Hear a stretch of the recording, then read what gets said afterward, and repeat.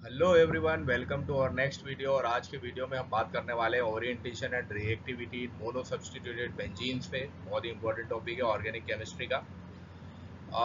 इस टॉपिक को समझने के लिए कुछ बेसिक टर्म्स अपने को समझना पड़ेगा, जैसे कि इस टॉपिक पे लिखा हुआ है मोनो सब्स्टिट्यूटेड बेंजीन।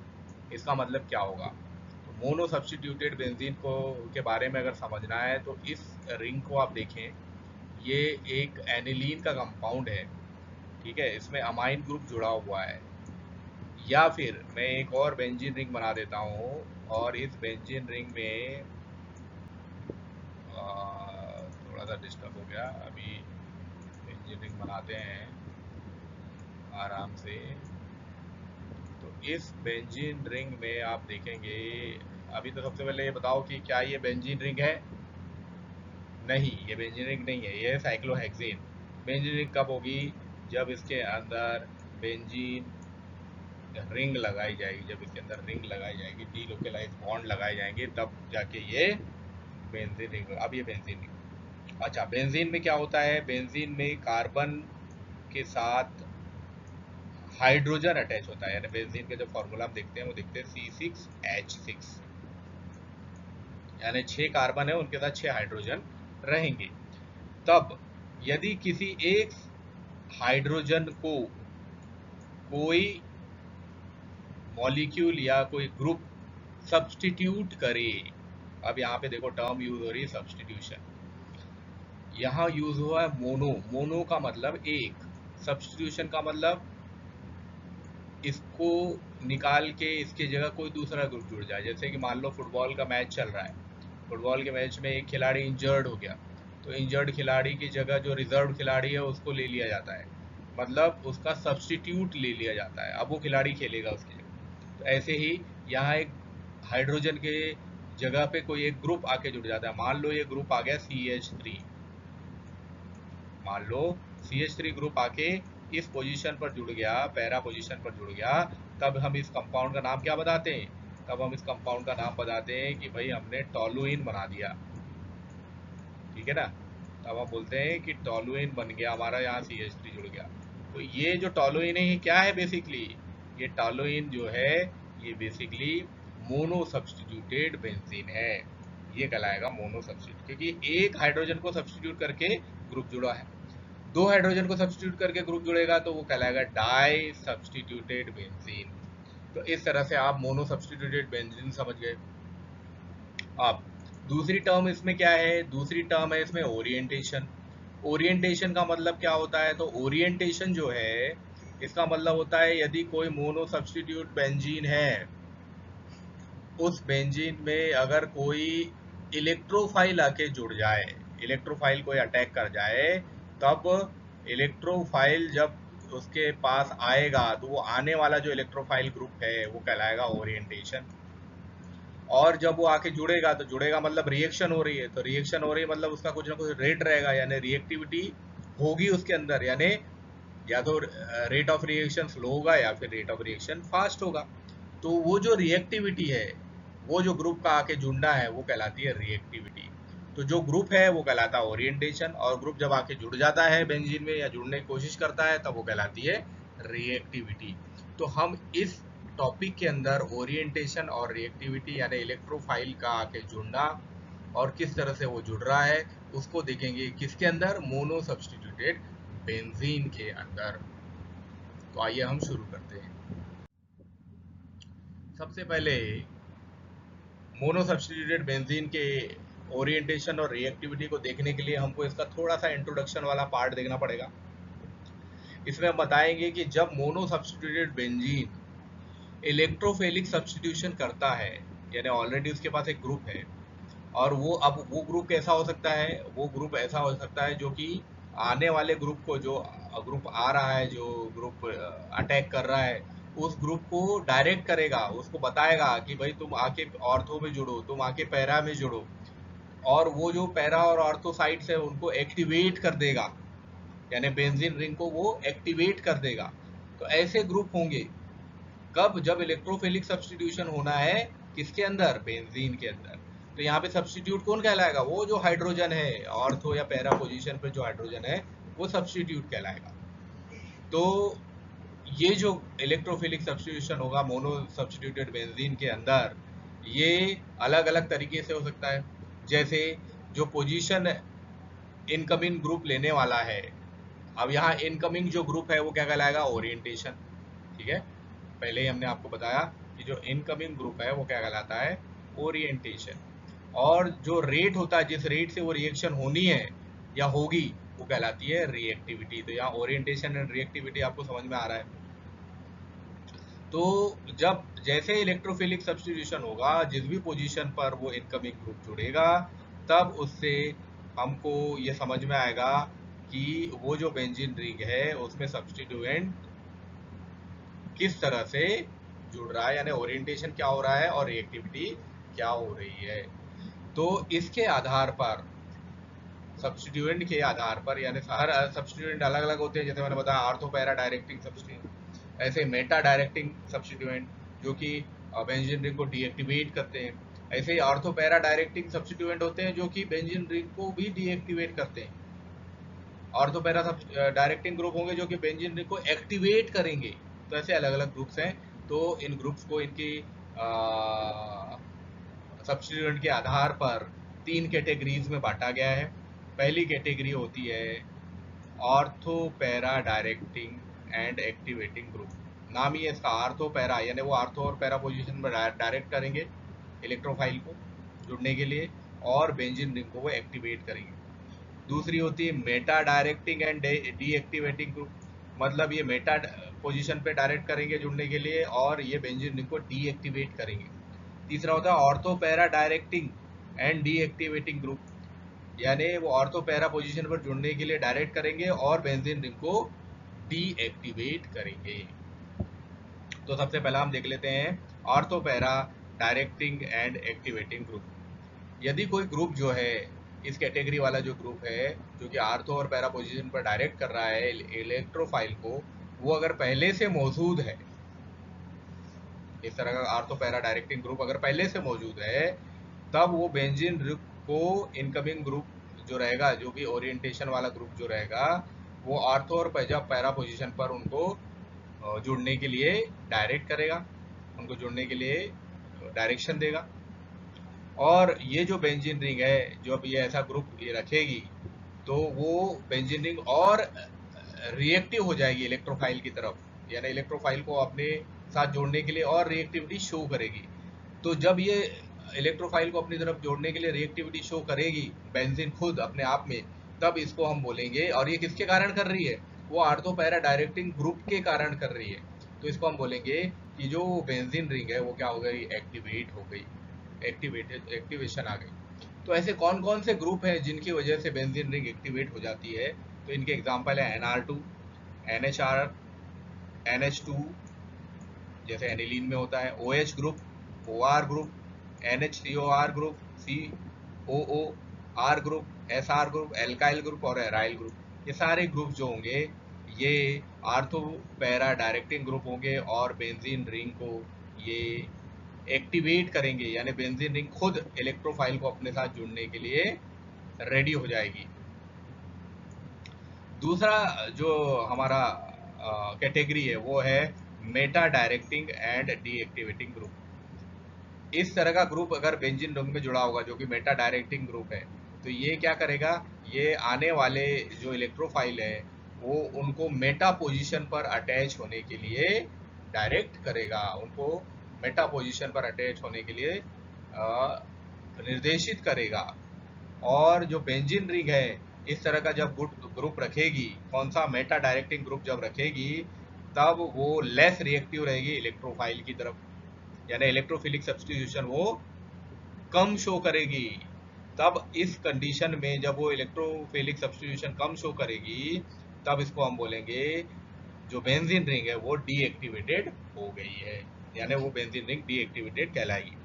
तो ये सिर्फ और सिर्फ किसकी वजह से हो रहा है, उस तरह के ग्रुप की वजह से जो मेटा डायरेक्टिंग ग्रुप है। अब ये मेटा डायरेक्टिंग ग्रुप कौन कौन से हैं, तो ये मेटा डायरेक्टिंग ग्रुप है NR3, NO2, CF3, cyanide CN, SO3H, CHO मतलब aldehyde, COR, COOH carboxylic group, COOR group, CONH2 group, CCl3 और NH3।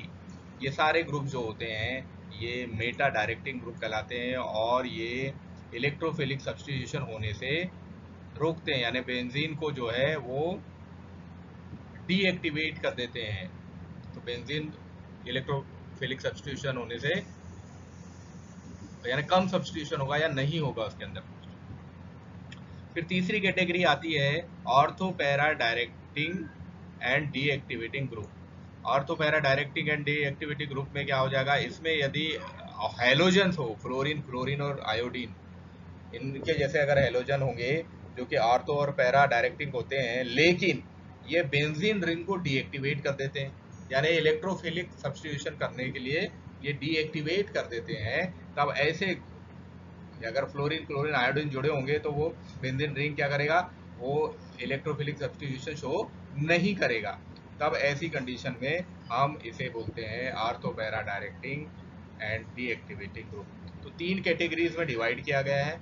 अब ये तीन कैटेगरीज कैसे काम करेगी इसके बारे में हम डिस्कस करेंगे।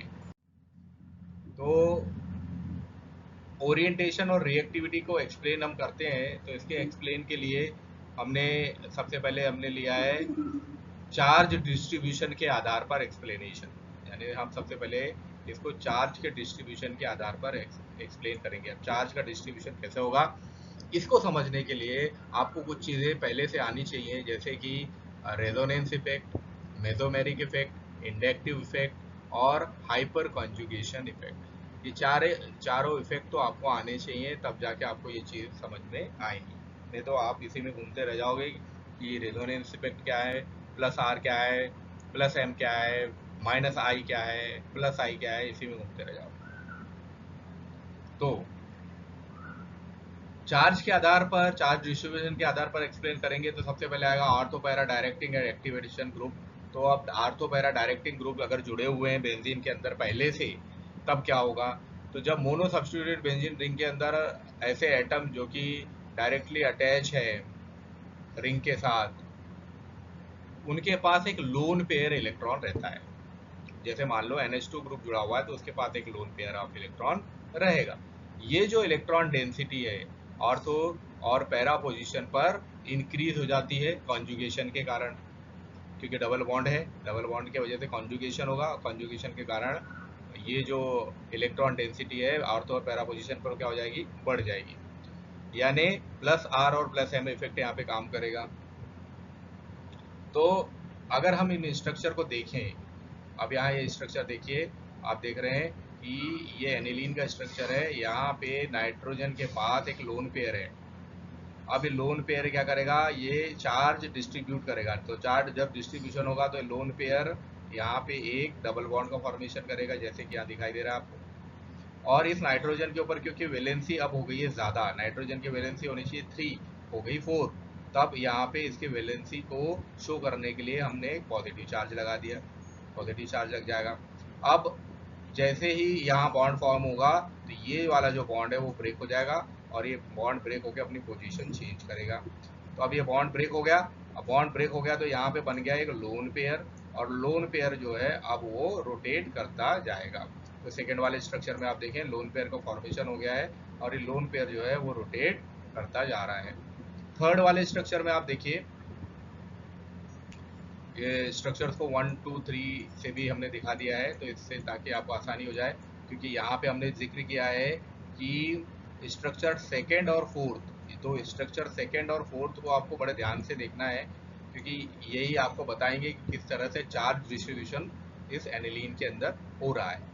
तो कैसे प्लस चार्ज क्रिएट हुआ, कैसे नेगेटिव चार्ज क्रिएट हुआ, ये आपने देख लिया। यहाँ प्लस चार्ज इसलिए क्रिएट हुआ है क्योंकि वैलेंसी बढ़ गई है, और यहाँ माइनस चार्ज इसलिए क्रिएट हुआ है क्योंकि वैलेंसी कम हो गई है। कैसे कम हो गई है, ये कार्बन है, कार्बन की वैलेंसी होती है 4, अभी वैलेंसी 2 ही दिख रही है, 1 और 2, ठीक है, और एक हाइड्रोजन इसका मतलब 3, तो वैलेंसी इसकी 3 ही दिख रही है, लेकिन होना चाहिए 4, तो इसको हमने इस नेगेटिव चार्ज से दिखा दिया है कि भाई इसके पास इलेक्ट्रॉन की क्या है, कमी है ना, इसकी वैलेंसी कम है। तो इस तरह से नेगेटिव चार्ज, अब ये रोटेट करेगा, अब रोटेट करेगा तो जहां जहां रोटेट करेगा बॉन्ड भी रोटेट करेंगे। अब अगली पोजीशन में क्या होगा, ये डबल बॉन्ड रोटेट करके और कहाँ चला जाएगा, इस वाली पोजीशन पर चला जाएगा। ठीक है, अब देखो ये डबल बॉन्ड अपना पोजीशन चेंज कर दिया इसने और यहाँ आ गया लोन पेयर। अब लोन पेयर आप देख रहे हो, यानी नेगेटिव चार्ज आप देखोगे कि ये क्या करेगा, ये अल्टरनेट पोजीशन पर शिफ्ट करेगा, अल्टरनेट पोजीशन पर, यानी पहले वो इस ऑर्थो पोजीशन पे था, फिर वो सीधे पैरा पोजीशन पे आएगा, फिर वो सीधे फिर आर्थो पोजीशन पे चला जाएगा। देखो थर्ड वाले में पैरा पोजीशन पर आ गया, फिर उसके अकॉर्डिंग डबल बॉन्ड भी रोटेट करेगा, फिर वो पैरा पोजीशन पर चला गया। अब यहाँ पे डबल बॉन्ड फिर से फॉर्म हो जाएगा और ये जो बॉन्ड था ये अपने जगह वापस लोन पेयर के रूप में चला जाएगा, जो कि पोजीशन में हो रहा है। तो यहाँ पे जो सेकेंड और फोर्थ पोजीशन है, यहाँ पे प्लस एम इफेक्ट काम करेगा या प्लस आर इफेक्ट काम करेगा, और यहाँ पे जो है इलेक्ट्रॉन डेंसिटी क्या हो जाएगी, बढ़ जाएगी। इलेक्ट्रॉन डेंसिटी यहाँ क्या होगी, बढ़ जाएगी। तो यहाँ पे इनकमिंग जो इलेक्ट्रोफाइल है ये ऑर्थो और पैरा पोजीशन पर जुड़ेगा और इलेक्ट्रॉन डेंसिटी ऑर्थो और पैरा पोजीशन पर इंक्रीज हो जाएगी, जिस वजह से इलेक्ट्रॉन डेंसिटी, जो ओवरऑल इलेक्ट्रॉन डेंसिटी है वो बेंजीन की रिंग के ऊपर वो भी बढ़ती जाएगी और इस वजह से बेंजीन रिंग जो है एक्टिवेट हो जाएगी। एक्टिवेट होने के कारण जो आगे के इलेक्ट्रोफिलिक सब्स्टिट्यूशन है वो ऑर्थो और पैरा पोजीशन पर आसानी से होने लगेंगे, हेलोजन्स को छोड़ के। हेलोजन अगर होंगे तो अब यहाँ पे ये एक्टिवेट नहीं रहेंगे, ये डीएक्टिवेट हो जाएंगे। तो ये एक एग्जांपल हमने आपको बताया कि किस तरह से एक्टिवेशन काम करेगा, ये बड़ा इंपॉर्टेंट एग्जांपल है। आप इसको एक दो बार प्रैक्टिस करके देखें तो आपको समझ में आ जाएगा कि ये कैसे काम कर रहा है, बॉन्ड्स कैसे रोटेट हो रहे हैं। अगर आपने रिजोनेंस अच्छे से पढ़ा है तो आपको आराम से ये बॉन्ड रोटेट करना भी आ जाएगा। पहले बेंजीन के अंदर बॉन्ड रोटेट करने की कोशिश करें, फिर उसके बाद उसके केकुले और डेवार के स्ट्रक्चर्स बनाएं, फिर उसके बाद फिर इस तरह से मोनो सब्स्टिट्यूटेड बेंजीन रिंग बनाकर और फिर उसकी प्रैक्टिस करें। ठीक है, तो अगला जो है हमारा वो है ortho para directing activation group में बी वाला जो पार्ट है, इसमें हम बताएंगे कि अगर एल्काइल ग्रुप मौजूद है, अभी हमने बताया है कि अमाइन ग्रुप उसके अंदर मौजूद था, तब क्या हो रहा था, क्योंकि अमाइन के पास एक लोन पेयर था, और अगर एल्काइल ग्रुप है, एल्काइल के पास तो कोई लोन पेयर है ही नहीं, तब क्या होगा, तो अगर एल्काइल ग्रुप मौजूद है तब इलेक्ट्रॉन डेंसिटी जो होगी आर्थो और पैरा पोजीशन पर वो बढ़ेगी, किसके कारण, प्लस आई इफेक्ट के कारण, इंडक्टिव इफेक्ट के कारण और साथ में हाइपर कॉन्जुगेटिव इफेक्ट के कारण।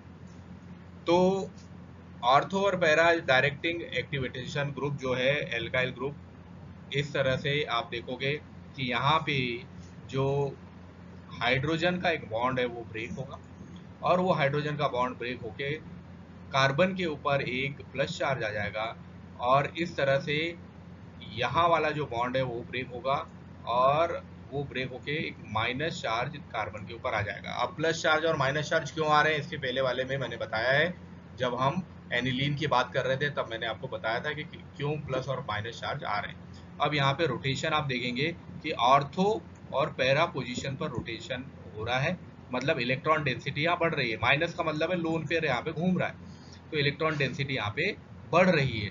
तो हर जगह आप देखो ऑर्थो पैरा फिर ऑर्थो, इन तीन पोजीशन पर इलेक्ट्रॉन डेंसिटी क्या हो रही है, बढ़ रही है।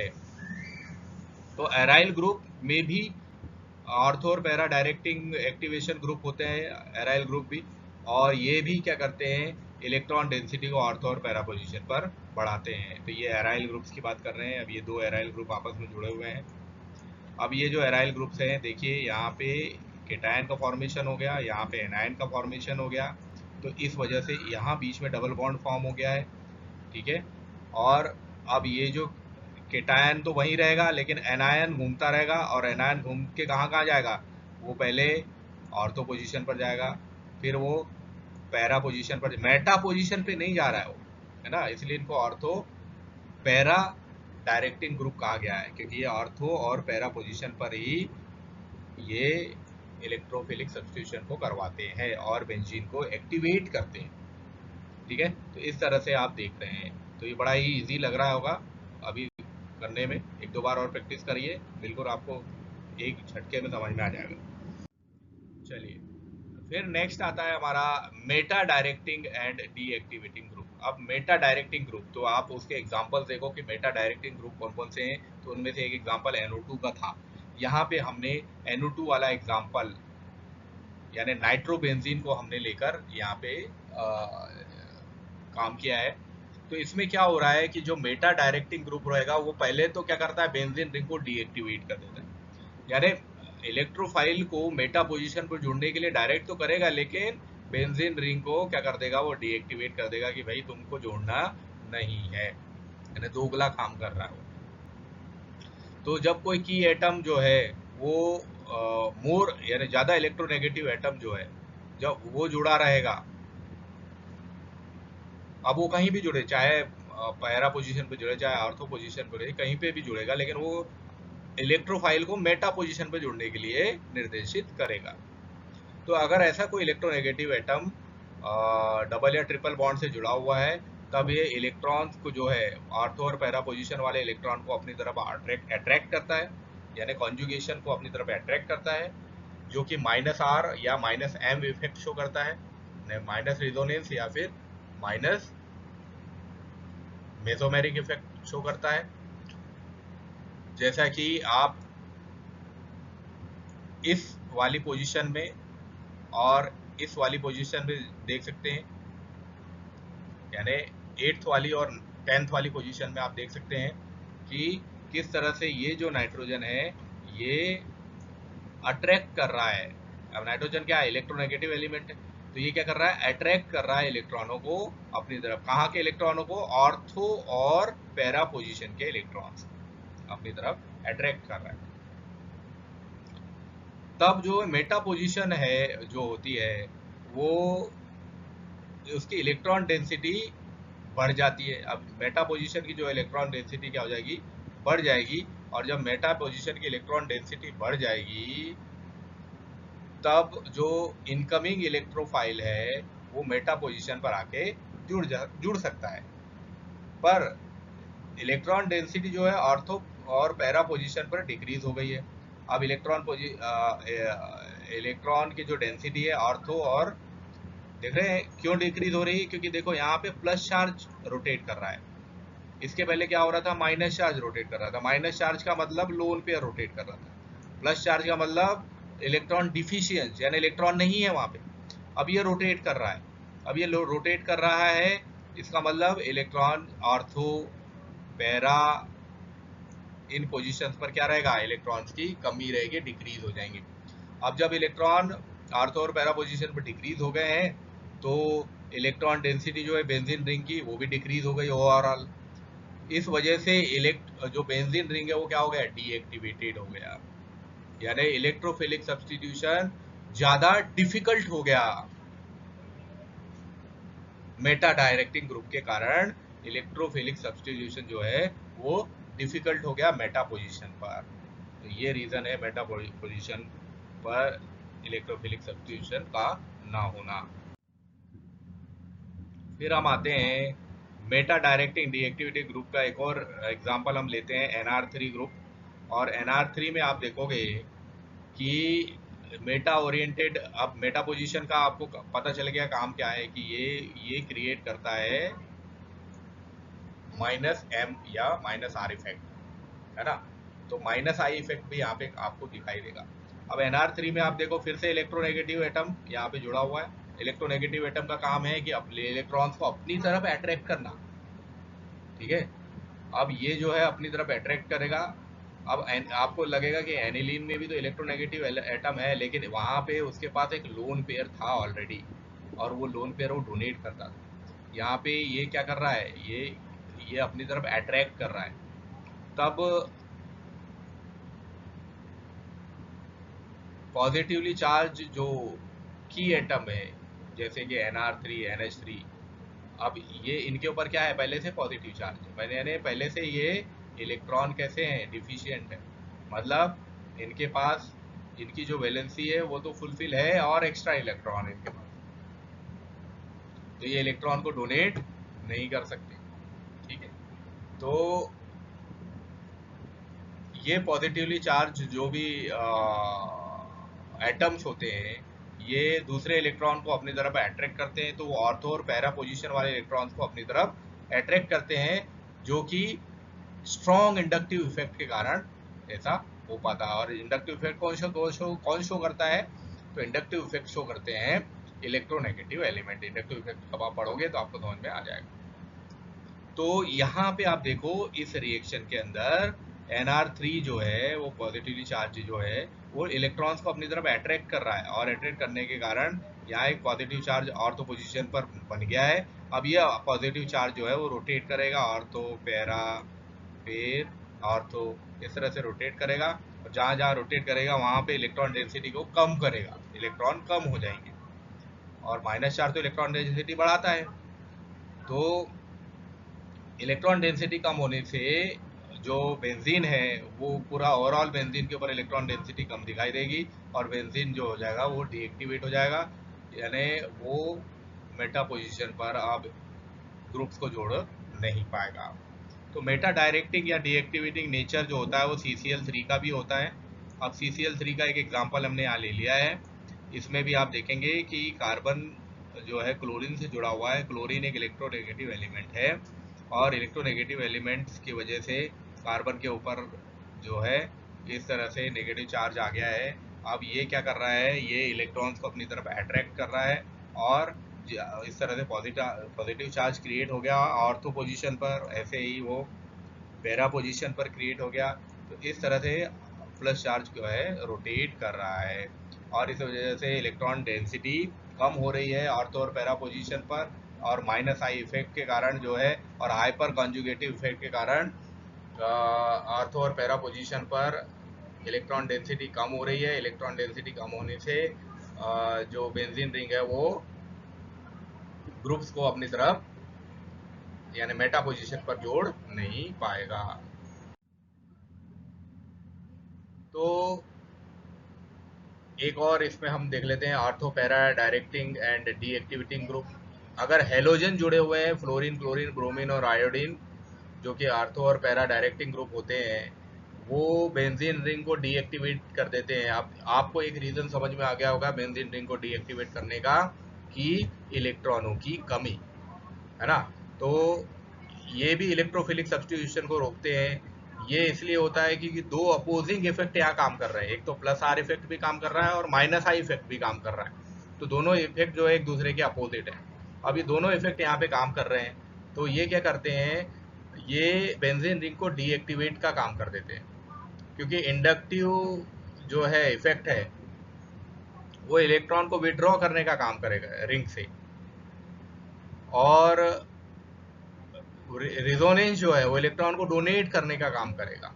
तब ऐसी कंडीशन में जो इलेक्ट्रॉन विड्रॉइंग इफेक्ट है यानी जो इंडक्टिव इफेक्ट है वो ज़्यादा स्ट्रांग रहेगा, और सभी जो रिंग पोजीशंस है वहाँ पे इंडक्टिव इलेक्ट्रॉन विड्रॉवल डीएक्टिवेशन काम करेगा। लेकिन ये जो डीएक्टिवेशन है ये पार्शली बना होता है ऑर्थो और पैरा पोजीशंस पर, इलेक्ट्रॉन डोनेट होने होने का भी काम चलता रहता है रेजोनेंस के कारण, इसीलिए मेटा पोजीशन को इसका बेनिफिट नहीं मिल पाता, और रेजोनेंस के कारण मेटा पोजीशन पर कोई भी इलेक्ट्रोफाइल जुड़ नहीं पा जाता नहीं पाता है, और ये सबसे ज़्यादा डीएक्टिवेटेड पोजीशन बन जाती है। तो हेलोजन जो है वो आर्थो और पैरा डायरेक्शन होते हैं, लेकिन क्योंकि वो इलेक्ट्रोनेगेटिव एलिमेंट होते हैं वो मेटा पोजीशन पर या किसी भी पोजीशन पर ग्रुप को जुड़ने नहीं देते हैं। तो इस तरह से ओरिएंटेशन एंड रिएक्टिविटी को हम समझ सकते हैं। यहाँ पे एक एग्जांपल लिया गया है क्लोरीन का, कि क्लोरीन में किस तरह से आप देख सकते हैं कि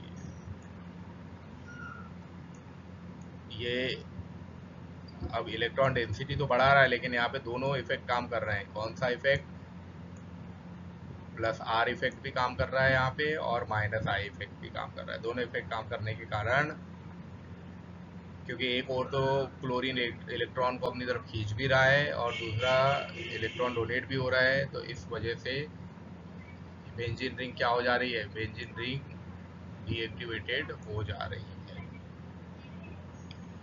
तो रिएक्टिविटी का जो ऑर्डर रहेगा हेलोबेंजीन्स के अंदर वो इस तरह से रहेगा। अगर फ्लोरीन है तो सबसे ज़्यादा फ्लोरीन जुड़ेगा, फिर क्लोरीन और ब्रोमीन बराबर मात्रा में जुड़ेंगे और सबसे कम जो है आयोडीन के साथ। अब माइनस आई इफेक्ट के आधार पर अगर हम देखें तो फ्लोरीन, क्लोरीन, ब्रोमीन और आयोडीन जो है, इनमें fluorine is greater than chlorine is greater than bromine is greater than iodine. यानी फ्लोरीन सबसे ज़्यादा रिएक्टिविटी शो करेगा, सबसे ज़्यादा इफेक्ट शो करेगा, माइनस आई इफेक्ट सबसे ज़्यादा शो करेगा फ्लोरीन। जबकि अगर प्लस आर इफेक्ट की बात करें तो सबसे कम फ्लोरीन शो करेगा प्लस आर इफेक्ट। मतलब अगर किसी बेंजीन के साथ फ्लोरीन जुड़ा हुआ है तो वहाँ माइनस आई इफेक्ट होगा, और माइनस आई इफेक्ट होगा मतलब इलेक्ट्रॉन डेंसिटी कम होगी। लेकिन अगर किसी बेंजीन रिंग के साथ आयोडीन जुड़ा हुआ है तो वहाँ प्लस आर इफेक्ट ज़्यादा होगा, और प्लस आर होने के कारण इलेक्ट्रॉन डेंसिटी बढ़ेगी। तो ये दोनों ही इफेक्ट काम कर रहे हैं, लेकिन ज़्यादा काम कौन करेगा वो डिपेंड करेगा कि कौन सा हेलोजन वहाँ पे जुड़ा हुआ है। क्या वहाँ पे फ्लोरीन जुड़ा हुआ है, तब डिपेंड करेगा कि माइनस आई इफेक्ट ज़्यादा काम करेगा और प्लस आर इफेक्ट कम काम करेगा। लेकिन अगर वहाँ पे आयोडीन जुड़ा हुआ है तो प्लस आर इफेक्ट ज़्यादा काम करेगा, माइनस आई इफेक्ट कम काम करेगा। तो ये दोनों कंडीशन वहाँ पे दिखाई देगी। तो यहाँ पे ये क्लियर है कि रेजोनेंस इफेक्ट जो है वो एक्सपेक्टेड ऑर्डर को फॉलो नहीं करता, वो इलेक्ट्रोनेगेटिविटी से रिलेट नहीं करता ज़्यादा। ये इसलिए है क्योंकि साइज जो होता है ओवरलैपिंग, जब 2p ऑर्बिटल का ओवरलैपिंग होता है तो साइज मिसमैच कर जाता है। कार्बन का 2p ऑर्बिटल का रिंग साइज और p ऑर्बिटल हेलोजन का जो p ऑर्बिटल है उसका जो साइज है वो क्या कर जाता है, वो मिसमैच कर जाता है और ओवरलैप जो हो जाता है वो मैक्सिमम हो जाता है। और जब ऑर्बिटल्स का ओवरलैप जो होता है वो कंपेरेबल साइज में हो, जैसे कि क्लोरीन के पास 3p है, ब्रोमीन के पास 4p है, आयोडीन के पास 5p ऑर्बिटल है, ये सारे जो ऑर्बिटल है वो लार्जर साइज के होते हैं, जबकि कार्बन का जो 2p है वो छोटे साइज का होता है। तो साइज मिसमैच होने के कारण उनके बीच में ओवरलैपिंग बहुत पुअर होती है, ओवरलैपिंग बहुत कम होती है, और इस वजह से बहुत वीक प्लस आर इफेक्ट यहाँ पे दिखाई देता है। तो मतलब अगर कुछ भी हो प्लस आर इफेक्ट तो कम ही होगा, माइनस आई इफेक्ट जरूर ज़्यादा होगा। जबकि दूसरे साइड में अगर फ्लोरीन और कार्बन की बात करें तो दोनों के पास 2p ऑर्बिटल होते हैं और जो कि कंपेरेबल साइज है, एक जैसा साइज है। इस वजह से इनके ऊपर बेटर ओवरलैपिंग होती है, सही ओवरलैपिंग होती है, जिसकी वजह से प्लस आर जो है वो ज़्यादा होगा। यानी अगर फ्लोरीन है तो वहाँ प्लस आर ज़्यादा होगा। और क्लोरीन, ब्रोमीन, आयोडीन की कंपैरिजन में फ्लोरीन में प्लस आर इफेक्ट को ज़्यादा देखा जाएगा। लेकिन अगर कहीं फ्लोरीन है तो वहाँ प्लस आई इफेक्ट ज़्यादा दिखाई देगा और प्लस आर कम। तो यानी ऑल एंड ऑल अगर हम देखें तो हम ये देखेंगे कि प्लस आई इफेक्ट हमेशा ज़्यादा रहेगा, और प्लस आई इफेक्ट हमेशा ज़्यादा होने के कारण ये जो कंपाउंड है, ये जो मॉलिक्यूल है, ये बेंजीन को डीएक्टिवेट कर देंगे। तो आई होप कि आपको ये लेक्चर समझ में आया होगा। अगर लेक्चर समझ में आया हो तो प्लीज़ लेक्चर को लाइक करें, शेयर करें और कमेंट करना ना भूलें। Thank you.